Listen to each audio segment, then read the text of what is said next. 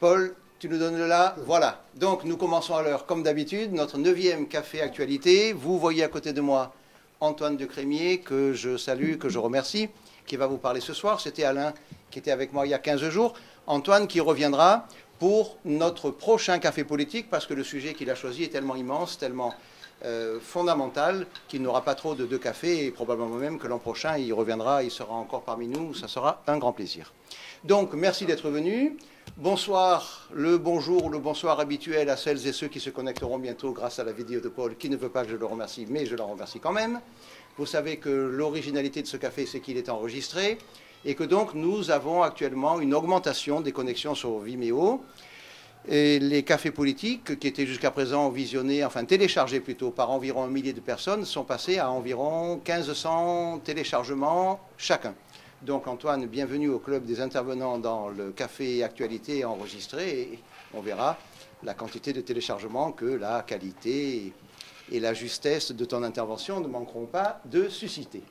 Alors, nos prochains rendez-vous, vous savez que l'année se termine, on n'avait pas de café politique l'an passé, c'est le 9e, il y en a encore 2, avec Antoine toujours le 21 mai. Vous savez que maintenant on reste au samedi, et on restera au samedi l'année prochaine, donc Antoine reviendra le samedi 21 mai. Et le dernier, ça sera 15 jours après, Annie Laurent, qui nous parlera d'un sujet d'actualité, le monde arabo-musulman brûle-t-il.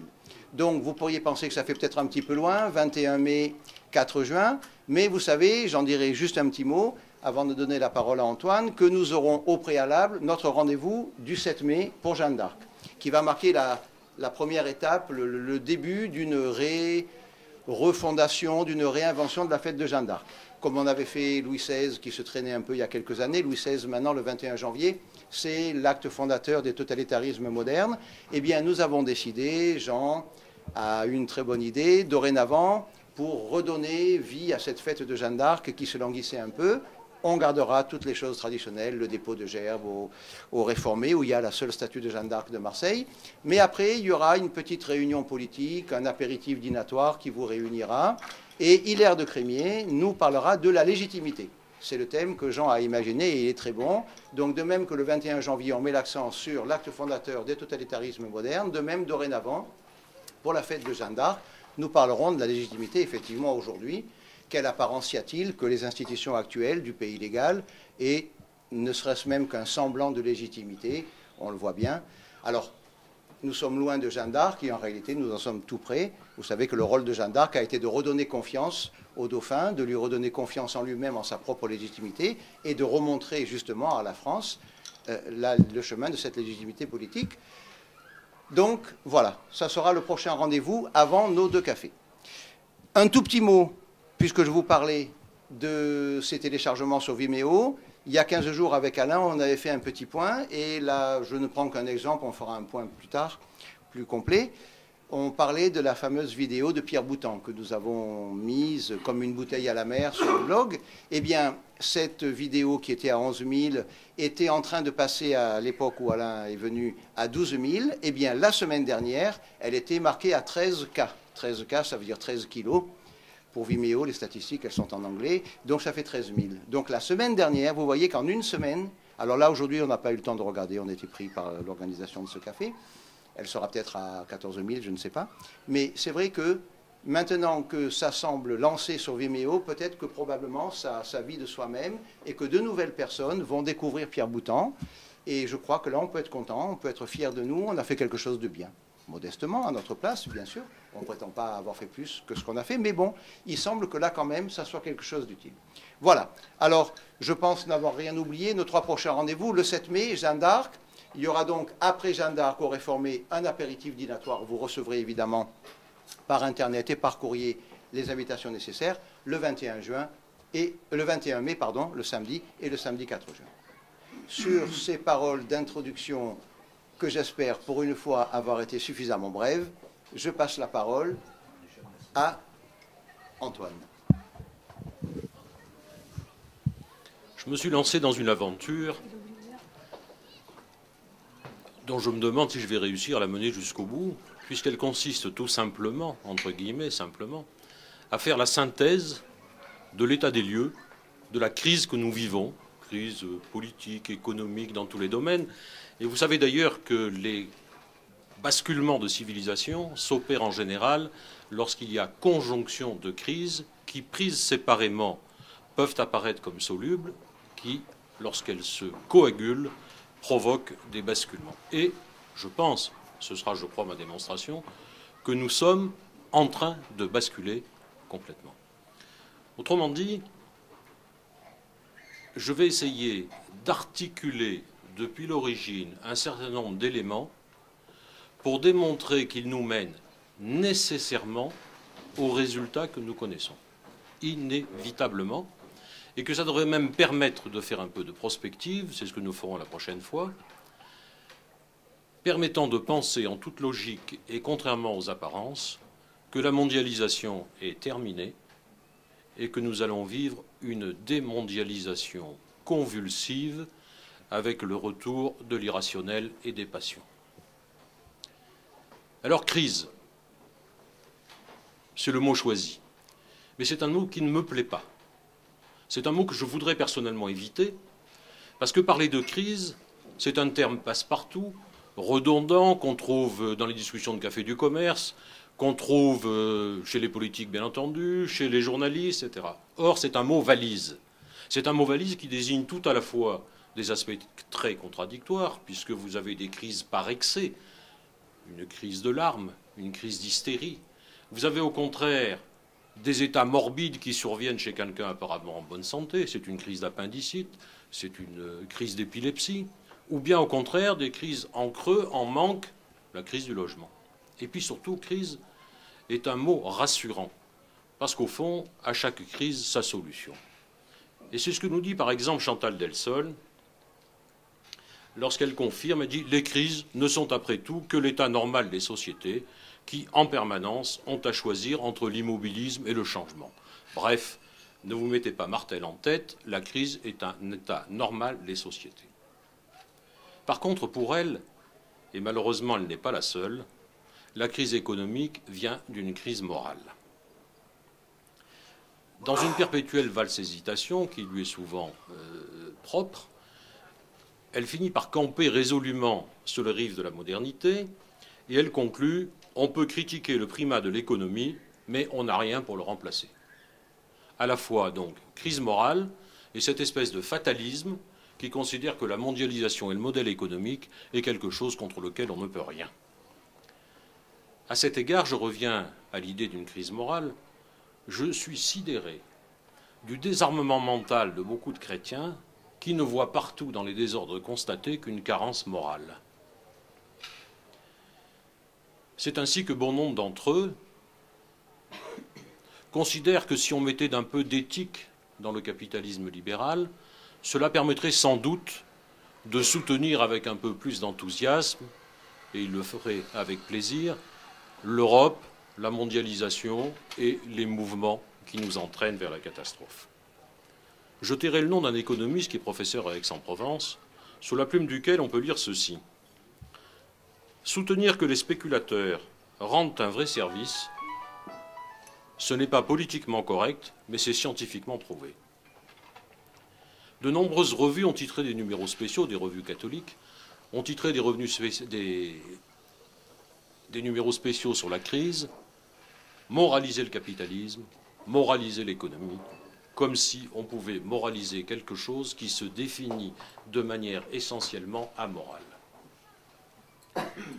Pour le reste, et suivant les séparations imposées par la logique libérale, la plupart des analystes chaussent leurs lunettes économiques pour déclarer qu'après tout, la crise actuelle n'est jamais qu'un mouvement un peu violent de réajustement des marchés, dont la caractéristique, vous le savez, est, après les crises, de revenir à l'optimum, puisque c'est la règle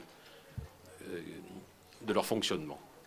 D'autres s'affrontent, anciens, modernes, keynésiens barbus et Chicago Boys, Milton Friedman, Keynes. Plus d'État ou plus de marché? Comme si c'était la question.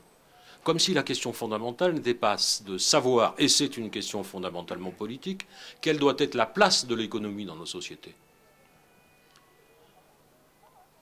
Et dans tous les cas, on finit presque toujours par dire que l'économisme et la mondialisation, on l'a déjà vu tout à l'heure avec Chantal Delsol, sont notre horizon indépassable.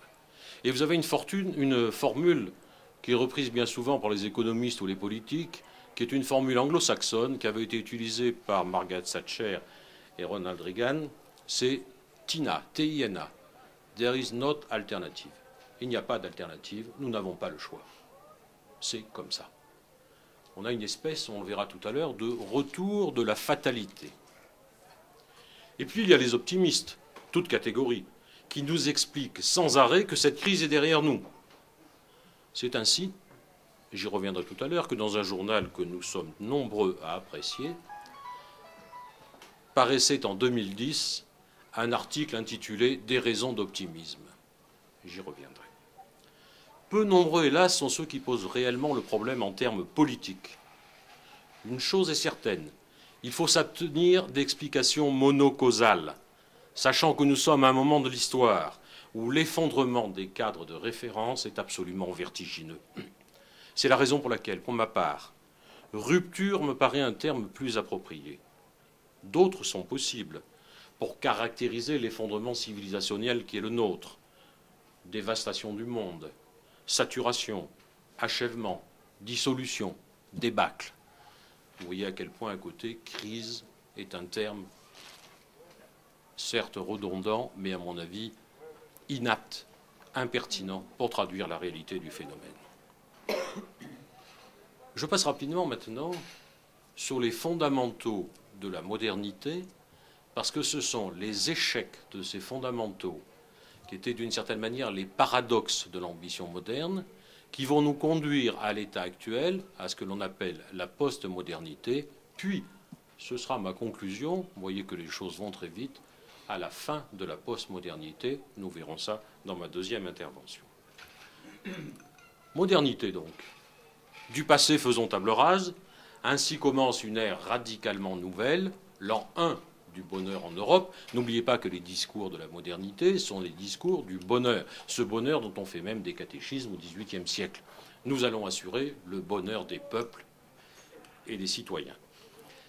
Donc l'an 1 du bonheur dans une Europe qui jusque-là est dominée par les rois, les prêtres et les superstitions. Le triomphe de la raison accompagnera nécessairement, logiquement, l'épanouissement de la liberté des citoyens, enfin arrachés à leurs enracinements, traditions, us et coutumes et autorités diverses qui les tiennent en minorité. Raison et liberté seront les piliers d'une histoire commune qui nous conduit nécessairement vers un avenir radieux et conduiront ainsi les hommes, jusque-là maintenus dans un état infantile, à l'âge adulte. Je reprends la formule de Kant ici. Voici les trois clous qui fixent la modernité dans nos chairs. La raison avec un grand R, l'histoire avec un grand H et l'autonomie du sujet. Dieu et les rois enfin congédiés, voici l'avènement de l'homme, l'assomption de sa volonté. C'est Hannah Arendt qui définissait la modernité comme assomption de la volonté. Mais la route est longue et difficile pour nettoyer les traces du divin. Et il y a ici et là des résistances. Il faudra des siècles pour parvenir à détruire les legs, les traditions tenaces, les us et coutumes. Le vieil homme résiste. Il va donc falloir, puisque la promesse des lendemains qui chantent tarde à se concrétiser, vous le savez, forger l'homme nouveau et ouvrir la porte des camps et des asiles. Après l'horreur, nous voilà hébétés. Le monde que nous avions voulu s'avère inhabitable. La grande promesse des Lumières cède la place à l'anomie partout installée. Adieu raison. Successivement trompés par Dieu et la raison, l'un et l'autre fauteurs de guerre, nous voilà entrés dans la clairière désenchantée de la post-modernité. À la suite d'Habermas, nous reprenons l'antienne. Ni Dieu ni maître. Enfin libres, débarrassés du besoin d'avoir des principes. Libres, mais seuls, déliés de nos pères, car la solitude est au bout de cette postmodernité. Dans notre société dépressive, enfermée dans le présent, reviennent la fatalité et la barbarie. Primum vivere, Apollon est mort, célébrons le grand retour de Dionysos, love parade et rave party dans la chaleur des tribus choisies au gré de nos pulsions. Vous savez qu'un sociologue qui s'appelle Michel Maffezoli, que j'appelle sociologue jubilatoire, s'est fait le chantre justement de cette nouvelle postmodernité dont il dit qu'elle est une revanche de la vie contre une période moderne jugée trop classique, pesante et lourde. Nietzsche avait très justement prophétisé le passage de la lumière et de la raison triomphante au nihilisme contemporain, signe du rien et révélation du néant. Nous y sommes. Nul réel au-delà du réel, nulle profondeur éclairant les apparences, nulle caverne platonicienne. Nous sommes enfin sortis de la violence métaphysique et à la fin de l'évolutionnisme optimiste, comme le dit Michel Henry, le legs de l'humanité a volé en éclats. Mais ne regrettez rien, car le nihilisme est le dernier mot de la sagesse, le renoncement nécessaire et apaisant, le baume miracle. Voici la bonne nouvelle que nous annonce Gianni Vattimo, chantre de la pensée faible. Le nihilisme se transforme chez lui en éthique.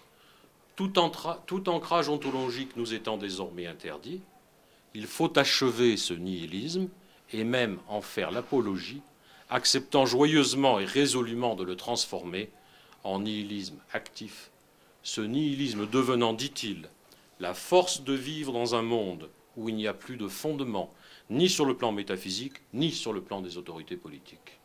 Derrida le rejoindra. La clôture métaphysique traditionnelle, la négation de l'être éternel, entraîne la négation de Dieu et la mort de l'homme.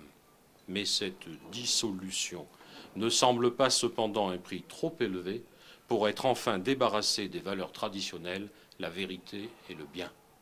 Voilà où nous en sommes. Postmodernité, donc.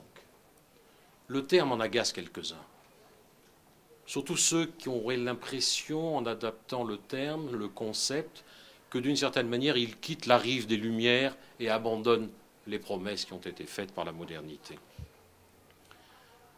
Alors, c'est la raison pour laquelle on préfère adopter des espèces de néologismes, modernité seconde, modernité tardive, surmodernité, haute modernité, hypermodernité, tout cela pour tenter de préserver les valeurs qui s'élaborèrent en Europe au XVIIIe siècle.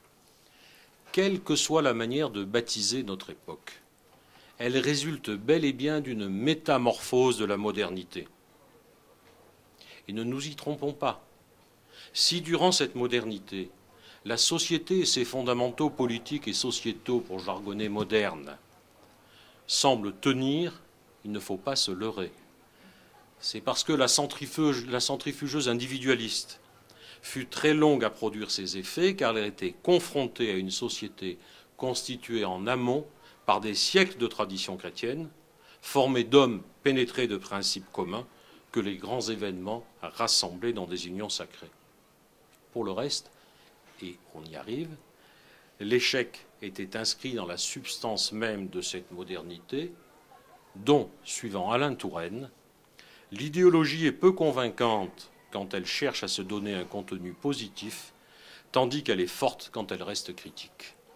Elle anime les luttes contre les sociétés traditionnelles plutôt qu'elle n'éclaire les mécanismes de fonctionnement d'une société nouvelle. Force de dissolution de l'ordre ancien plutôt que de construction d'un ordre nouveau, comme c'est bien vu.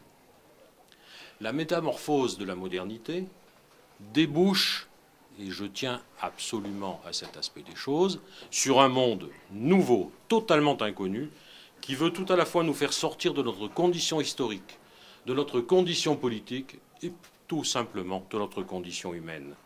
C'est à la fois l'échec et la réussite de la modernité. Comme le dit très bien Claude Lefort, en ce qui concerne les objectifs contradictoires de la modernité, la déliaison, c'est-à-dire l'arrachement aux traditions, etc., a été réussie, c'est l'autonomie du sujet. Par contre, la liaison qui devait s'effectuer sous l'empire de la raison a été ratée. Déliaison réussie, liaison ratée, c'est une très bonne définition de la modernité. Difficile pour moi de comprendre quoi que ce soit à notre époque si l'on refuse de comprendre son absolue nouveauté dans l'histoire des hommes et des civilisations. C'est, malgré une conclusion très décevante, ce qu'annonçait déjà Jean-Claude Guibaud dans son livre « Le goût de l'avenir ». Sans le savoir, disait-il, nous sommes déjà entrés dans un monde nouveau. Nous avons du mal à penser véritablement la prodigieuse mutation anthropologique et historique dont nous sommes les témoins inquiets. Nous nous sentons de moins en moins capables d'agir sur le cours des choses. On ne mesure pas suffisamment la rupture qui s'est produite lors du passage, il est vrai, non sanglant et sans marqueur événementiel particulier de la modernité à la postmodernité. Du coup, nous raisonnons trop souvent à contretemps et de manière anachronique. Nous continuons à faire comme si la modernité est morte et nous refusons trop souvent de signer sans faire part de décès. J'en veux pour preuve, et je reviens à l'article incriminé tout à l'heure, à cet article des raisons d'optimisme, dans une revue qui nous est chère. Des raisons d'optimisme parce qu'on va sortir de la crise économique. Cela veut-il dire que la sortie effective de la crise est à accueillir comme une bonne nouvelle? Quel aveuglement! Comme si la reprise de la marche vers le meilleur des mondes devait nous faire tressaillir de joie. Ah, je vois le reproche. Vous faites la politique du pire et c'est la pire des politiques. Cet alibi de tous les conservatismes est sans doute vrai dans son principe. Mais il faut aujourd'hui considérer absolument que le pire, c'est la continuité, ce qui, d'une certaine manière, renverse la proposition. Il faut donc nettoyer, me semble-t-il, nos cerveaux et prendre la mesure du réel.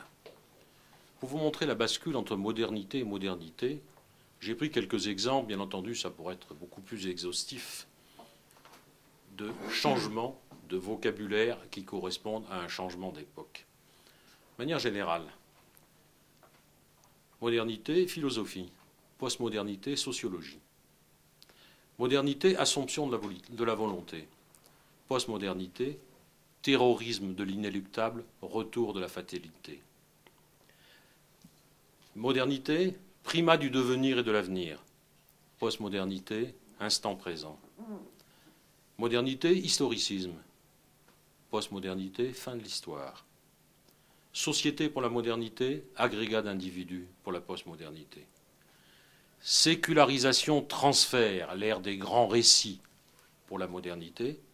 Sécularisation, rupture pour la postmodernité, avec abandon non pas de telle ou telle religion, y compris séculière, mais de toute religion.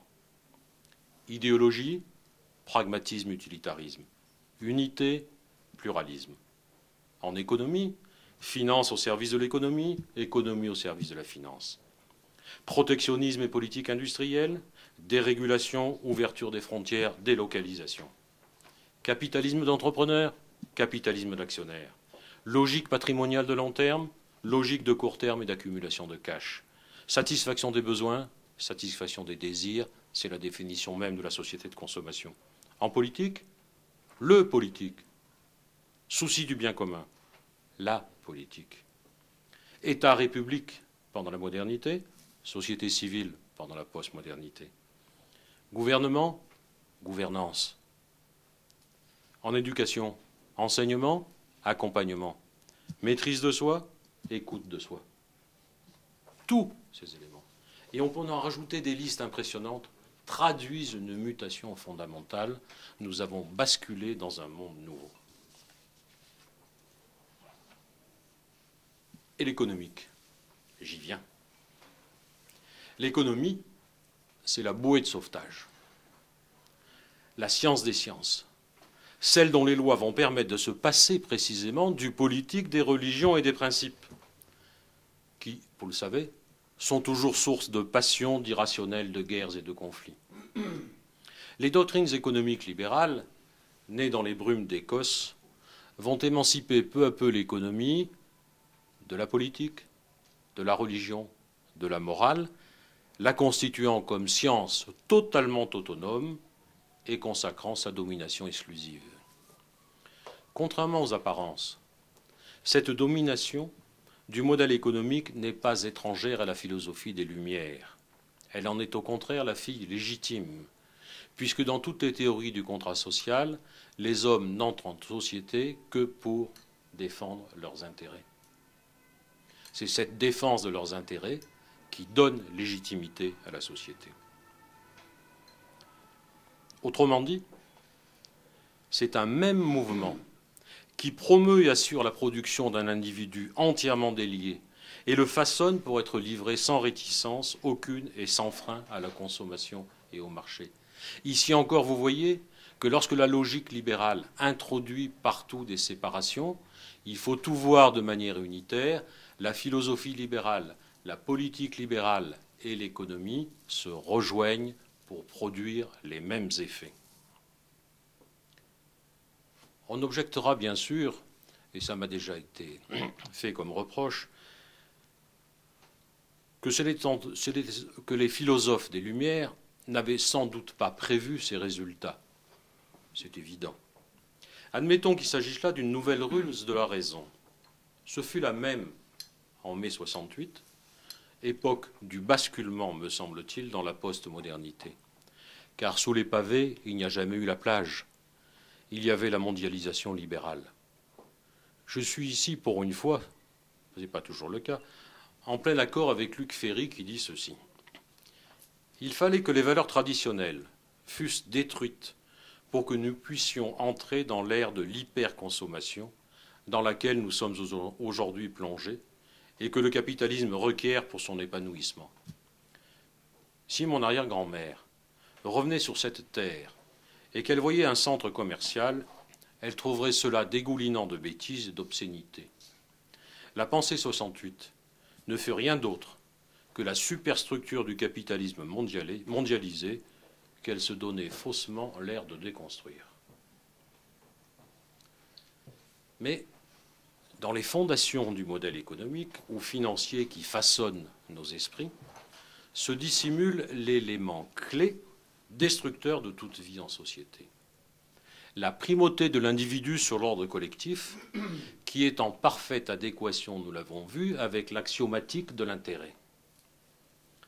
L'ensemble repose sur un pilier cardinal, toujours vrai dans toutes les philosophies libérales.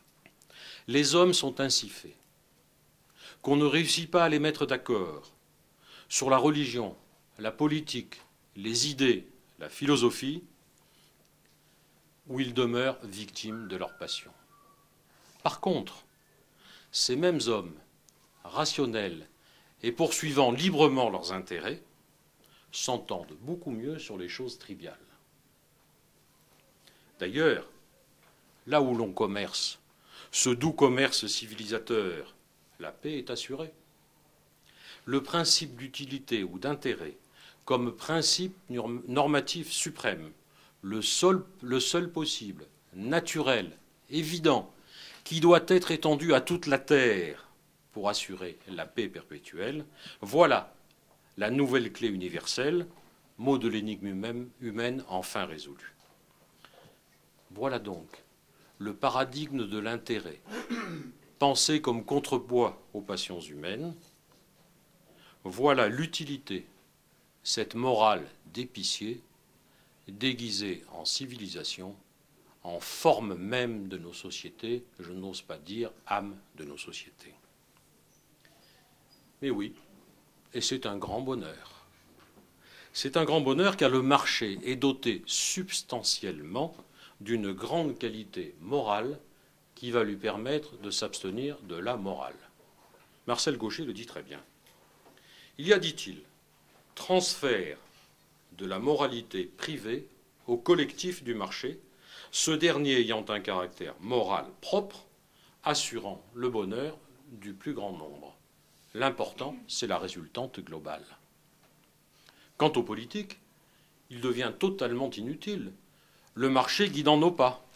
Moins on veut connaître et viser intentionnellement l'intérêt collectif, mieux il est satisfait. Certains vont même plus loin.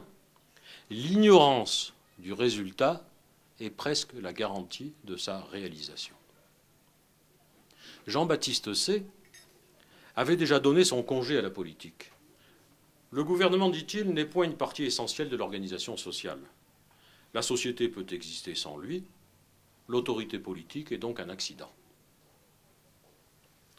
Nous voici donc entrés dans un monde global qui nous dispense de penser pour mieux dépenser, où l'intériorisation individuelle des lois du marché réalise la colonisation mentale des cerveaux, nous voilà donc rendus au terme d'un long parcours dont les différentes étapes sont celles de la fabrique de l'homme nouveau, cette fois réussi, sans dommage apparent, renvoyant les totalitarismes classiques à leurs sanglants échecs.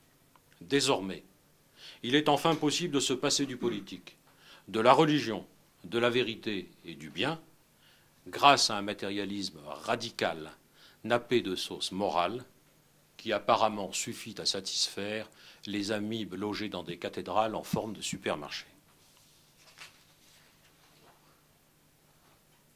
En économie, le carburant nouveau qui va alimenter le système, c'est la financiarisation. Là, il y a une bascule qui s'opère en économie au détour des années 80, qui culmine à partir des années 90, c'est la financiarisation. Le turbo-capitalisme mondial a trouvé son nouveau carburant. Inépuisable. C'est la financiarisation dont on aurait tort de se méfier, nous dit-on, qu'elle est au service de notre pouvoir d'achat. C'est du moins ce qu'affirme Aurélien Véron, Alternative libérale, pour lequel les nouvelles règles de cet univers globalisé sont positives. Pas de caste, pas de frontières, pas d'a priori. Les pays ou les entreprises qui n'avaient pas accès aux capitaux voient arriver ces investissements avec bonheur, mais aussi appréhension. Ils savent que dorénavant, ils devront accepter les remises en question et les règles du jeu des économies capitalistes s'ils veulent profiter des fruits de cet argent venu d'autres cieux. Bref, une financiarisation heureuse qui profite à tous. Car si les débats en France, malheureusement, nous dit-on, se focalisent sur les délocalisations, les bonus des traders qui sont quelquefois difficiles à avaler et à mesurer, les licenciements immédiats, personne ne parle des innovations, de l'amélioration de la qualité et de la baisse des prix pour les consommateurs.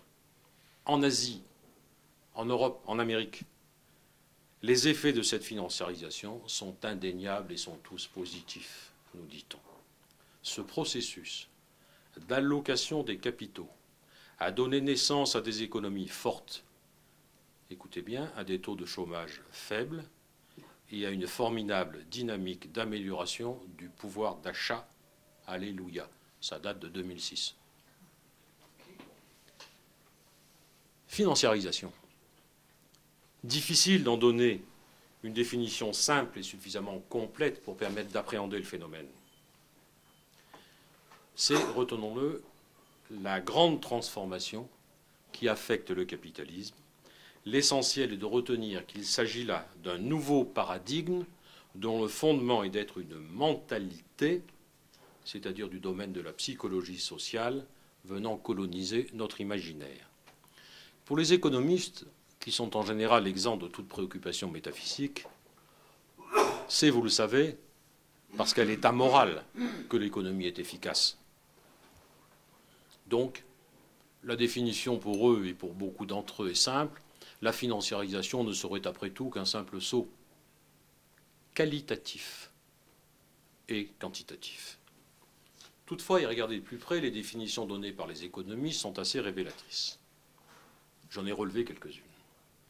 Tendance à faire des marchés des dispositifs d'évaluation et d'échange de tous les actifs. Les marchés deviennent ainsi les évaluateurs directs ou indirects de toutes les valeurs, bien au-delà de celles que l'on avait d'habitude de qualifier d'économiques. Autre définition. Au sens étroit, désigne le fait que la valorisation des entreprises se ferait au seul vu de leurs résultats financiers à court terme. Au sens large, mise en œuvre d'un système d'évaluation permanente des entreprises et des actifs par les marchés. La financiarisation marque ainsi non seulement l'autonomisation achevée de la sphère économique, mais une tendance de plus en plus nette à l'absorption de toutes les autres sphères qui lui échappaient jusque-là. Les causes de la financiarisation, elles sont multiples, mais convergentes exposées dans de nombreux ouvrages. Mais la première d'entre elles n'est pas d'ordre économique, elle est anthropologique et politique. L'idéologie libérale a fait son œuvre. Les cerveaux ont été nettoyés de tout ce qui pouvait faire obstacle à l'extension infinie de la sphère marchande. Il n'y a désormais plus de limite mentale au développement de l'économique. Alors les causes. La dérégulation des économies et de la finance, d'abord. Et ça, ce sont des décisions politiques. Ce ne sont pas des décisions de marché, ce sont les politiques qui ont décidé d'accompagner les marchés, qui ont dérégulé à tout va. Dérégulation des économies et de la finance liée à la déterritorialisation et à l'effacement du politique. Cette dérégulation qui a libéré les flux de capitaux s'est accompagnée, vous le savez, d'une révolution anti-keynésienne, on le voit avec la BCE, monétarisme étroit, priorité à la lutte contre l'inflation, effacement des puissances publiques.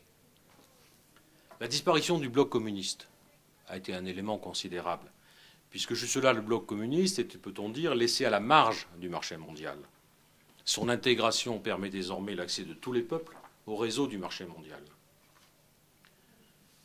Le développement exponentiel des technologies de l'information et de la communication a joué un rôle considérable. Parce que c'est ce développement qui permet en particulier à des investisseurs nomades de comparer de manière immédiate la rentabilité de leurs capitaux et de réaliser des investissements sans limites spatio-temporelles à la nanoseconde. Vous avez des systèmes informatiques qui travaillent à la nanoseconde sur des décisions d'investissement. Ce qui explique quelquefois, si vous voulez, des basculements de capitaux et des retours en 1 heure, 2 heures, sur lesquels on fait gratte le bénéfice qu'il y avait à gratter. Le vieillissement de la population et l'allongement de la durée de vie qui alimentent les fonds de pension. Actionnaires et futurs retraités, n'ayant comme unique optique que celle de maximiser les rendements de leur épargne, ces fonds de pension anglo-saxons, d'une manière générale, sont donc par nature prédateurs, exigeant des taux de rentabilité extrêmement élevés. C'est donc là encore très logiquement la vision à court terme qui l'emporte, ces fonds étant par nature spéculatifs, c'est ceux que l'on baptise en général d'hedge funds. Le développement du crédit.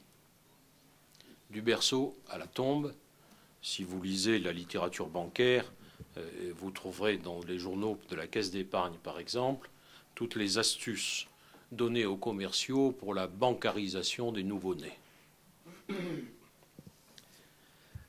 L'inventivité mathématico-financière qui permet aux banques de proposer sans cesse des mécanismes de financement plus sophistiqués, le développement de nouveaux produits technologiques, en particulier marketing, technologie du désir, publicité, économie libidinale, se conjuguent pour éliminer tout ce qui fait obstacle à la consommation et formater, contrôle comportemental, les individus pour les besoins du marché. Du côté des investisseurs, toutes les opérations se réalisent avec effet de levier. Effet de levier, c'est-à-dire peu de cash, je mets peu de fonds propres, j'emprunte au maximum et je recours massif à la dette. Car la dette, non seulement complète les fonds propres, mais bien entendu, permet de démultiplier la rentabilité. Il y a donc un effet de double levier. Du côté des particuliers et des entreprises, la bulle du crédit introduit une vulnérabilité maximale. Entre 1996 et juillet 2007, les encours de prêts aux entreprises sont passés de 53 à 84% du PIB de la zone euro, tandis que les prêts aux ménages ont augmenté de 42 à 61%. Quant à l'Espagne, les crédits en cours du secteur privé, particuliers et entreprises, représentent 185% de son PIB annuel en 2007. Du côté français, le marché immobilier a été soutenu et sans aucun doute dynamisé, croissance quantitative et prix, par des systèmes de financement et des distributions hasardeuses de crédits, avec des quotités d'emprunt qui dépassaient souvent le prix d'acquisition, des allongements de durée d'emprunt qui allaient jusqu'à 40 ans, en Espagne la CaixaBank allait jusqu'à 50 ans, et, bien entendu, une période de taux historiquement bas. Cet accroissement du volume des crédits et de la masse monétaire a entraîné une explosion des liquidités mondiales. Et c'est ce qui fait, vous le savez, que dans le marché mondial, les transactions financières sont 50 fois supérieures aux transactions portant sur des biens réels. L'économie et la finance se sont détachées, nous le verrons par la suite. La finance ne sert plus à financer l'économie, bien au contraire, c'est l'argent pour faire de l'argent, du cash.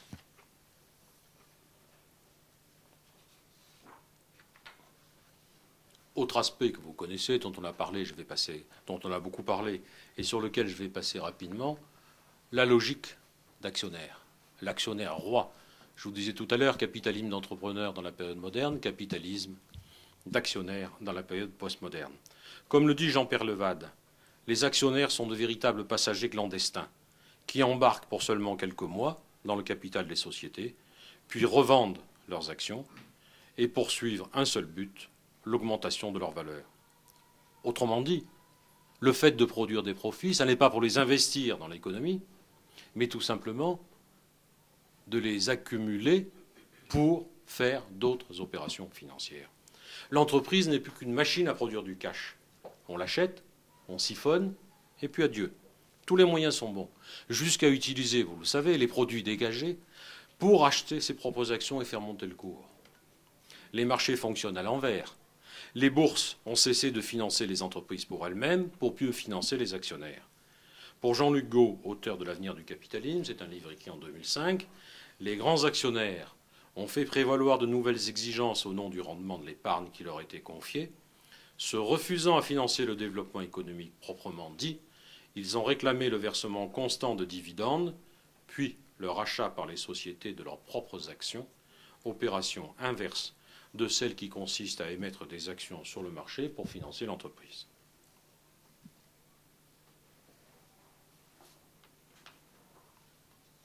Tout est donc devenu produit financier. L'entreprise comme les autres. L'entreprise n'est plus vue que comme un tas de cash, comme ce qu'appelle, suivant l'appellation donnée par les économistes, un sous-jacent. Vision qui parachève la déconnexion croissante entre l'économie réelle et l'économie financière. Et malheureusement, vous le savez, cette culture s'enseigne dans toutes nos grandes écoles de commerce, à Dauphine en particulier, que j'ai fréquenté un temps, il n'y a pas si longtemps, pour voir un petit peu ce qu'on y racontait concernant les logiques financières anglo-saxonnes. On fabrique beaucoup d'étudiants brillants qui sont malheureusement de parfaits imbéciles. C'est-à-dire totalement acquis à cette vision comptable et financière du monde, d'une culture économique extrêmement poussée, mais pour le reste d'une culture générale crasse, et qui sont malheureusement ceux qui vont devenir et qui deviennent déjà les dirigeants d'un certain nombre d'entreprises. Et vous savez qu'on voit bien aujourd'hui que dans une famille, le petit qui a réussi, c'est celui qui est dans la finance. C'est celui qui a fait une école de commerce, un MBA quelque part, qui a travaillé à Londres en fusion-acquisition, et dont la carrière est couronnée par des rémunérations absolument ahurissantes.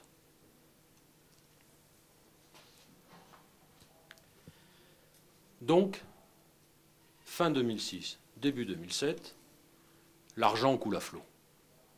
Les robinets du crédit sont grands ouverts, alimentant investisseurs et consommateurs. Tout baigne, euphorie, pas de risque inflationniste, atterrissage en douceur. Et pourtant, une tempête estivale va souffler sur les marchés, irrationnelle, violente, venant révéler la fragilité de la planète financière. La crise financière de l'été 2007 s'éternise, provoquée par la faillite d'un segment de marché, a priori circonscrit et localisé aux États-Unis. Celui du crédit hypothécaire à risque, subprime mortgage, aux États-Unis, elle menace la stabilité financière de toute la planète. Le marché qui regorgeait de liquidités s'est brutalement asséché. Quelle est la mécanique des subprimes, dont on a beaucoup parlé, mais qui n'a pas toujours été bien exposée? C'est assez simple. D'abord, subprime, sous la prime. En immobilier, quand un immeuble est prime, c'est un immeuble de première qualité, qui est bien situé, bien loué avec un bail sécurisé, etc. Le produit parfait pour un investisseur. Subprime, produit à risque.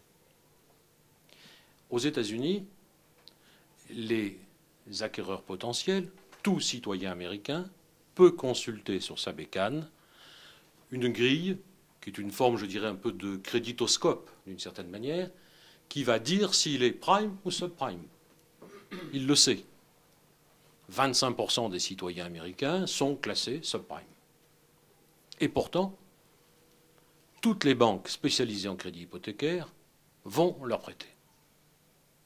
Autrement dit, comment se fait-il que la banque, qui sait qu'ils ne pourront pas rembourser, que l'emprunteur qui sait qu'il ne pourra pas payer ses échéances, comment se fait-il qu'ils réussissent à contracter? Quel est le mystère? Et le mystère s'assoit sur deux choses. La première, c'est l'augmentation constante des prix de l'immobilier pendant la période de l'ordre de 10% par an. Le deuxième phénomène, c'est que les contrats qui sont proposés sont accompagnés d'une clause de recette, R-E-S-E-T, suivant laquelle on vous propose pendant 2 ans, par exemple, un taux extrêmement bas, mettons de 2%, quand les taux immobiliers étaient à 5, 2%. Par contre, on vous dit que 2 ans plus tard, on passera à 5%. Et que 2 ans plus tard, on passera à 8%. C'est-à-dire, ce ne sont pas, au sens vrai du terme, des prêts indexés avec une clause d'indexation précise, ce sont des augmentations de taux contractuels. Donc, j'achète. Je sais que dans 2 ans, je ne pourrai pas payer mon crédit. Mais dans 2 ans, je revends ma maison et je recommence l'opération. Donc, tant que le marché immobilier montait, tout le monde était content. Et comme les créances hypothécaires sont... Vous savez qu'il y a un marché hypothécaire. Il y a un marché de tout. Tout est affaire de marché. Y compris, vous le savez, la monnaie, le travail et autres. Donc, marché des crédits hypothécaires. Ces créances sont assurées par des compagnies qui ont pignon sur rue, AIG en particulier, on en reparlera tout à l'heure. Par conséquent, ce sont des créances sûres, elles sont notées 3A. Ce sont des créances bien notées. Et vous allez voir que ça va entraîner toute la mécanique qui va suivre. Et il y avait une formule aux États-Unis qui était les prêts ninja. No income, no job, no asset. C'est-à-dire on prête à des gens qui n'ont pas de revenus, pas d'emploi et pas d'actifs. Les prêts ninja. Voilà. Bon, et après vous allez me dire, qu'est-ce qu'on fait de ces créances hypothécaires? Eh bien, on les transforme en obligations. C'est pas compliqué. On titrise les portefeuilles de créances. On en fait des titres obligataires qui mêlent toutes les catégories, on mélange tout, des plus risqués aux plus sûrs, produits dérivés donc, que ces titres achetés par des investisseurs, spéculatifs en particulier, les hedge funds, puisque c'était des titres à haut rendement. Et puis, ces titres adossés à des crédits immobiliers vont être à leur tour dilués en de nouveaux produits financiers collatéraux et répartis dans le monde entier. Et Madame Dawson, à Canberra, en Australie, qui détient des parts dans une société d'investissement, n'arrive pas à savoir si elle a des titres à risque, des actifs toxiques dans son fonds de pension. Tout est dilué. Le risque est ainsi réputé plus faible au fur et à mesure qu'il se fragmente. Et on va voir que malheureusement, ce n'était pas tout à fait vrai. Mais où est-il, ce risque? Incertitude. Où donc se logent exactement les déchets toxiques, mais tellement rémunérateurs, liquides, qu'on peut les revendre, tant que tout va bien? Le premier qui pose la question de l'ampleur des risques et cherche à les localiser grippe le système.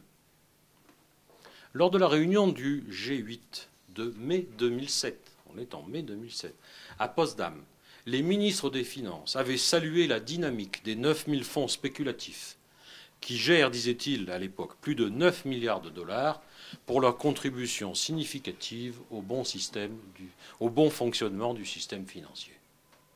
Mai 2007. Donc, à la fin de l'année 2006, quelques distributeurs américains de crédit, hypothécaires à risque, s'inquiètent.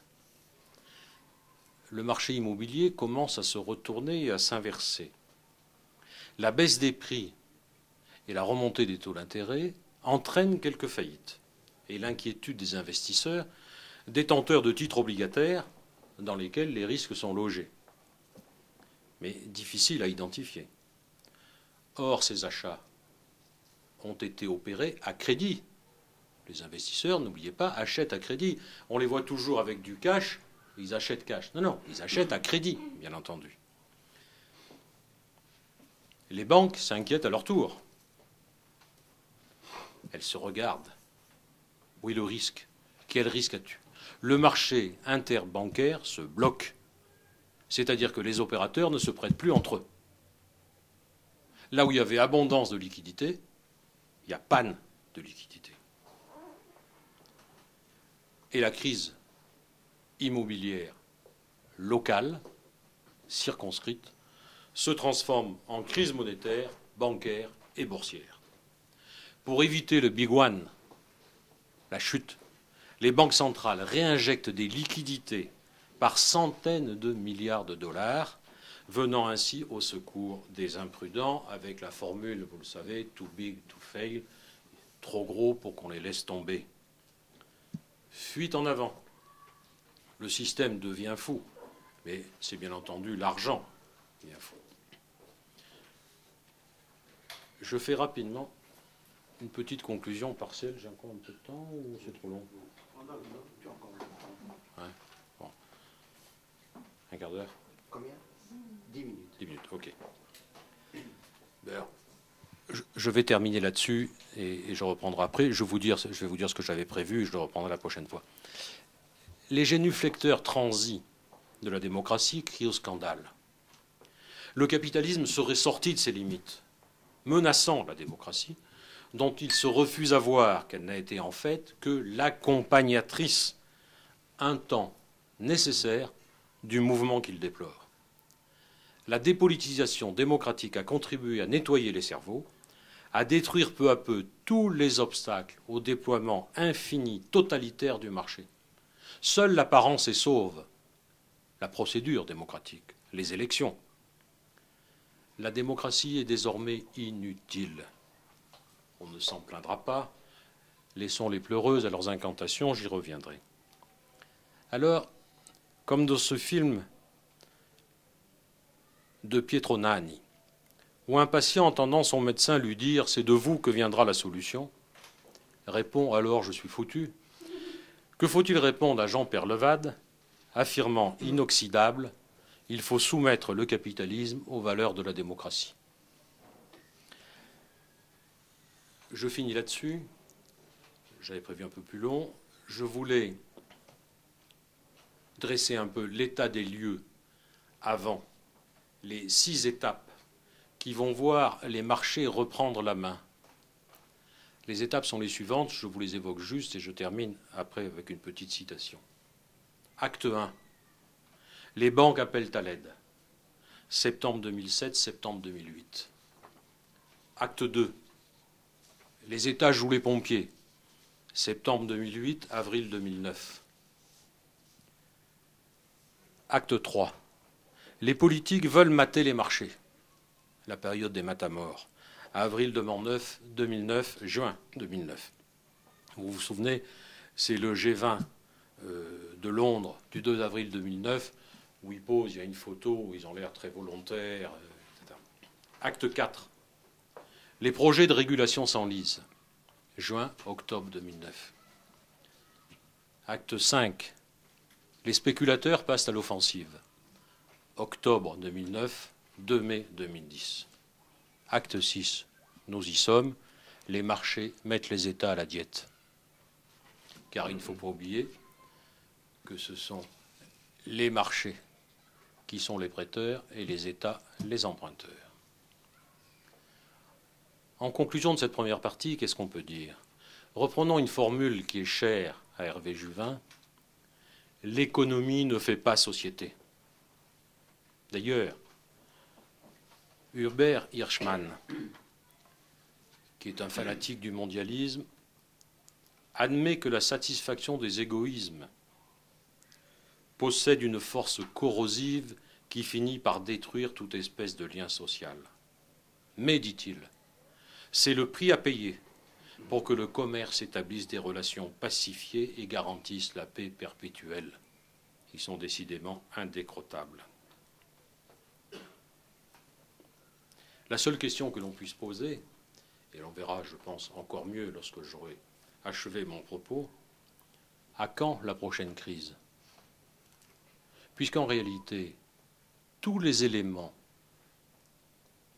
qui ont précédé la crise de 2007-2011 ont été réunis, ils sont aujourd'hui encore plus forts, encore plus puissants, et les politiques encore plus lamentables. Donc, je conclus rapidement. Nous verrons la prochaine fois ce qu'on peut en dire. À quand la prochaine crise?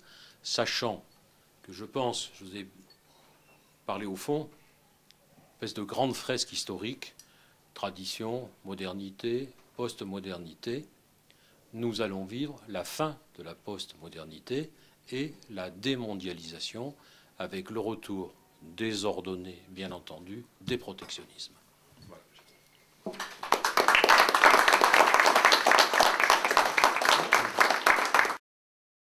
Suggestif. De quoi s'agit-il? Il s'agit de Criton. Criton est l'Athénien. Il meurt